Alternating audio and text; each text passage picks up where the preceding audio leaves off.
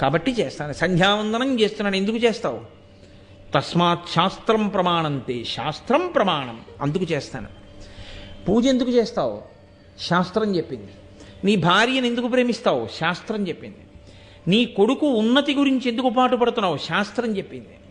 పురాణం ఎందుకు చెప్తావు? శాస్త్రం చెప్పింది చెప్పమని.